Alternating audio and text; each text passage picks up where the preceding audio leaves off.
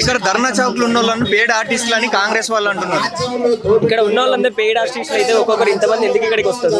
ఇక్కడికి వచ్చిన వాళ్ళు పెయిడ్ ఆర్టిస్టులు అయితే వాళ్ళని ఇక్కడ ఒక్కొక్కరిని అడిగితే వాళ్ళ డీటెయిల్స్ తో సహా చెప్తారు కదా. అప్పుడు వాళ్ళు పెయిడ్ ఆర్టిస్టులు కాదు అని చెప్పేసి నిరూపితం అయితే గవర్నమెంట్ దేనికి ఇప్పుడు వెంటనే నోటిఫికేషన్ రిలీజ్ చేస్తారా అని మేము ప్రశ్నిస్తున్నాం. వెంటనే నోటిఫికేషన్ మాత్రం విడుదల చేయాలి. లేదంటే ఇదే ఉద్యమం ఇంకా తీవ్రతరమై పాత గవర్నమెంట్ ఎలాగైతే కుప్పకూలిపోయిందో ఇప్పుడు ప్రస్తుతం ఉన్న గవర్నమెంట్ కూడా అదే విధంగా కుప్పకూలిపోయి మళ్ళీ నామరూపాలు లేకుండా పోతుందని చెప్పేసి మేము హెచ్చరిస్తున్నాం.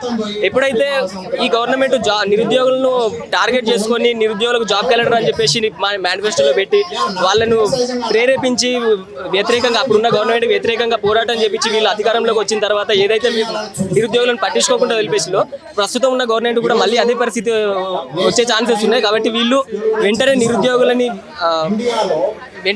నిరుద్యోగుల సమస్యలు పరిష్కరించాలని మేము డిమాండ్.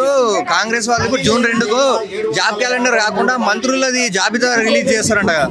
వాళ్ళు మంత్రులు చెప్తారు, వాళ్ళ కోసం వాళ్ళు ఎంతసేపు అయినా కృషి చేసుకుంటున్నారు. కానీ మరి నిరుద్యోగుల పరిస్థితి ఎటుపోతుంది? నిరుద్యోగులను పట్టించుకోకుండా వీళ్ళు ఎన్ని రోజులు ఇలా కాలయాపన చేసుకోవాలనుకుంటారు. ఇప్పటికీ వీళ్ళు జాబ్ క్యాలెండర్ అని చెప్పేసి రిలీజ్ చేసి 1 year అయిపోయింది. 1 year నుంచి వెళ్ళి ఒక నోటిఫికేషన్ ప్రస్తుతం వీళ్ళు 60,000 ఫిల్ చేసినాము, 70,000 ఫిల్ చేసినామని చెప్తున్నారు. వీళ్ళు వచ్చినప్పటి వీళ్ళు 60,000 కాదుగా, వీళ్ళు వచ్చిన తర్వాత వీళ్ళు రిలీజ్ చేసిన నోటిఫికేషన్ 1 లేదా 2, అవి కూడా ఒక నర్సింగ్ పోస్ట్ ఒకటి మాత్రం అది ఒక 6 చేసినామని చెప్తున్నారు. అదే ఇప్పుడు ఏ చదువుకోని వాళ్ళు మాత్రము ఓకే వాళ్ళు నమ్ముతారు కావచ్చు, కానీ నిరుద్యోగులు వీళ్ళ అన్ని తెలిసిన వాళ్ళు వీళ్ళైతే నమ్మరు కదా. వీళ్ళు ఎంతసేపు మోసం చేయాలని ప్రయత్నించినా కూడా నిరుద్యోగులు మోసపోరు. దీన్ని ఉద్యమం ఇంకా తీవ్రతరం అవుతుందని చెప్పేసి గ్రహించాలని నిరుద్యోగులకు నోటిఫికేషన్ వెంటనే విడుదల చేయాలని చెప్పేసి మేము గవర్నమెంట్ రిక్వెస్ట్ చేస్తున్నాం.